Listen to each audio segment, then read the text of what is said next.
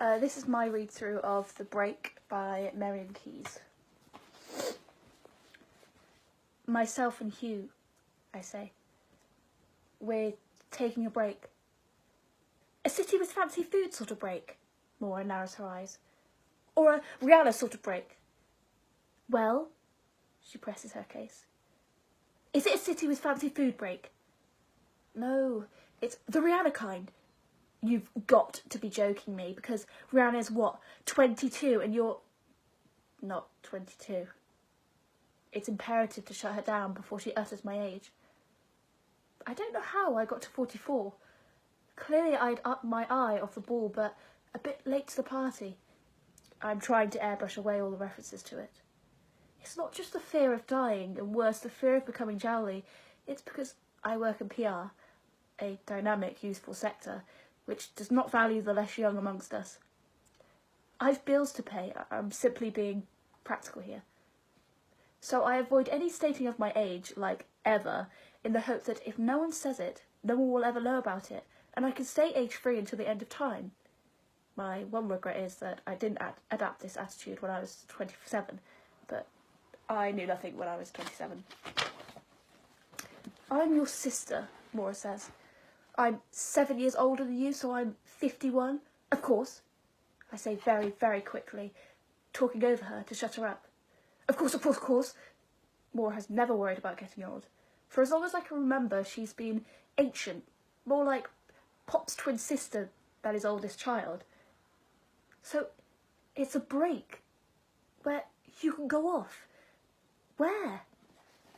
Southeast Asia. Seriously. And then what? He'll come back. What if he doesn't? It was the worst idea ever to admit my news to Maura, but she has a knack for getting the truth out of people. We call her the waterboarder. She can always smell a story. She's known something's been up with me for the past 5 days.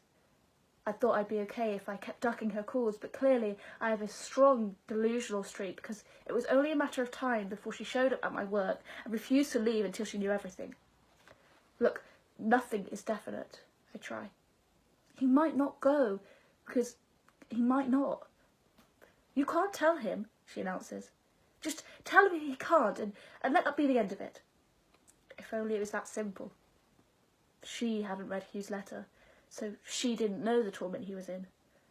Letting him leave was my best chance of saving my marriage. Probably. Is it to do with his dad dying? I nod. Hugh's dad died 11 months ago, and Hugh had shut down. I thought that if enough time passed, he'd be okay. But he isn't. He's the opposite of okay. He's getting worked up. The effing family. When will the drama stop? It's like playing whack-a-mole. Maura rages at our family, and they no longer have the power to utterly terrify me. No sooner is one of you towing the line if another of you blows your life up. Why are you all such disasters? She means me and my siblings, and actually we aren't.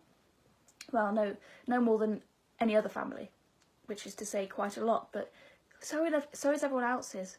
So we're fairly normal, really. It must be my fault, she declares. Was I a bad role model? Yeah. In actual fact, she was the least bad role model that ever lived. But she's upset me. Surely, all things considered, I'm deserving of sympathy. You're so cruel, she says. You try being a little girl, she means herself, whose mum is in hospital for months on end with tuberculosis, at a time when tuberculosis wasn't even a thing, when it was years out of date. A little girl who has 4 younger brothers and sisters who won't stop crying, and a big house, cold house, which is falling to bits, and a dad who can't cope. Yes, I have an overdeveloped sense of responsibility, but I know this speech, and I could do word perfection recitation, but closing her down when she's in full flow is next to impossible. My siblings and I like to call her husband TPB, the poor bastard, developed spontaneous mutism shortly after their wedding, and that no one has heard him speak for the past 21 years. We insist that the last word he ever had been heard saying, in the tone of great doubt, were, "I do." What's going on? I asked, baffled by her antipathy. I haven't done anything wrong. Yet, she says. Yet. What are you saying? She seemed surprised. If your husband is on a break for your marriage, she does the quotation marks with her fingers, then aren't you, more quotation marks, on a break too? It takes a few moments for her words to sink in. Then, to great surprise, something stirs in me. Something hopeful that, after the last 5 terrible days, feels like sweetest relief.